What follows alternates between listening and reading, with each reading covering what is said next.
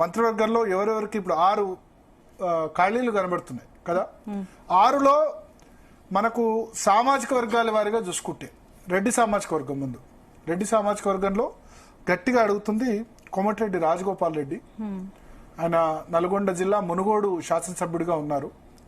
ఆయన ఏమంటానంటే, నేను ఆ సమయంలో 15 రోజుల ముందు 20 రోజుల ముందు నేను కాంగ్రెస్ పార్టీలో జాయిన్ కావడం వల్ల, ఎగ్జాక్ట్గా ఎలక్షన్ నోటిఫికేషన్ ఆ సమయంలో జాయిన్ కావడం వల్ల కాంగ్రెస్ పార్టీకి ఒక ఊపు వచ్చింది.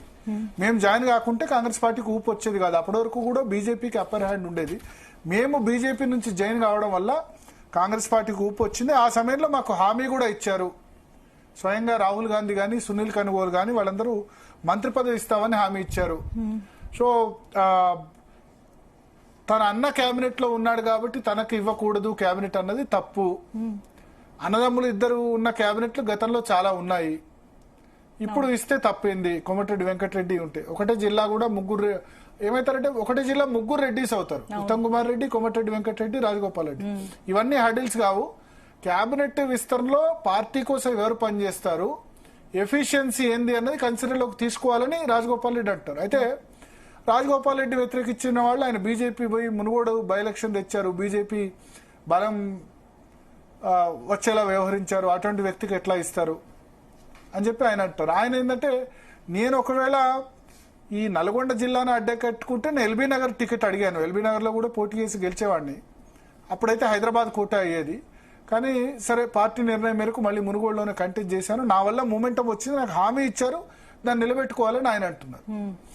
ఇక సుదర్శన్ రెడ్డి ముఖ్యమంత్రి రేవంత్ రెడ్డికి సన్నిహితుడు, సమీప బంధువు, నిజామాబాద్ జిల్లా బోధన్ శాసనసభ్యుడు. గతంలో ఇరిగేషన్ మినిస్టర్గా కూడా పనిచేశారు 2009 to 14. సో ఇప్పుడు ఆయనకు మంత్రి పదవి ఇవ్వాలని సీఎం పట్టుబడుతున్నారు. CM first choice Sudarshan Reddy ఉంటారు క్యాబినెట్ లోకి ఎవరిని తీసుకోవాలన్నా. సౌమ్యుడు, సాత్వికుడు, సీఎం మద్దతుదారు కాబట్టి రేవంత్ రెడ్డి ఛాయిస్ ఆయన ఉంటారు. మల్రెడ్డి రంగారెడ్డి గట్టిగా అడుగుతున్నారు. ఆయన ఏంటంటే, హైదరాబాద్ రంగారెడ్డి జిల్లా, ఈ 2 జిల్లాల నుంచి గెలిచింది నేను ఒక్కడనే ఫస్ట్. ఇప్పుడంటే కంటోన్మెంట్ నుంచి కూడా ఎమ్మెల్యే ఉన్నారు. శ్రీ గణేష్ మొన్న కంటోన్మెంట్ ఎమ్మెల్యే లాస్సి నందిత చనిపోయారు రోడ్డు ప్రమాదాలు. ఆ తర్వాత బై ఎలక్షన్ జరిగాయి పార్లమెంట్ ఎలక్షన్ లో. అప్పుడు కంటోన్మెంట్ నుంచి శ్రీ గణేష్ గెలిచారు కాంగ్రెస్ పార్టీ నుంచి. సో ఆయన హైదరాబాద్ నుంచి ఆయన ఒక ఎమ్మెల్యే ఉన్నారు. దానం నాగేందర్ బీఆర్ఎస్ నుంచి జంప్ అయిన ఎమ్మెల్యే ఉన్నారు. ప్లస్ మల్రెడ్డి రంగారెడ్డి కూడా ఉన్నారు. అట్లా బీఆర్ఎస్ నుంచి వచ్చిన ఎమ్మెల్యేలు రంగారెడ్డి నుంచి చాలా మంది ఉన్నారు. ప్రకాష్ గౌడ్ ఉన్నారు, రాజేంద్ర గారు.